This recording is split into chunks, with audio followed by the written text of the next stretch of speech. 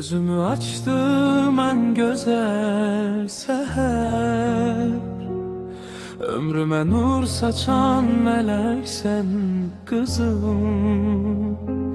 Senin gülüşünde cemlenip dünyam, küleye yağışa siperem kızım. Boyatıp büyüdün sen bir çiçek tek, her adım atanda titredi yürek. Seninle nefes alır arzu ister, benim ilk sevincim gereğim kızım. Yolun ışık olsun, gemin olmasın, o güzel gözlerin hiç vakt olmasın.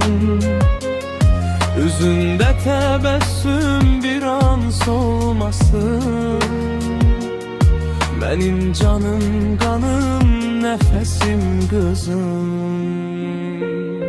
Boyatıp büyüdün sen bir çiçek tek, her attığım atanda titredi yürek. Seninle nefes alır arzu ister, benim ilk sevincim gereğim kızım.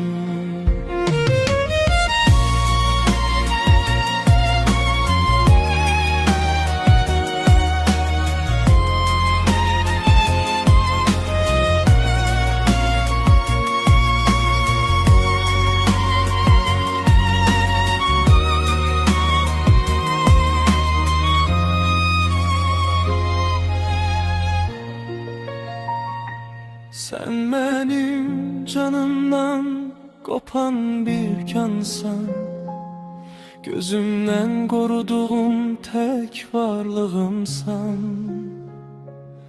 Ayağına taş değse kalbim kanayar, benim bu dünyada şah eserimsen. Benim güzelim,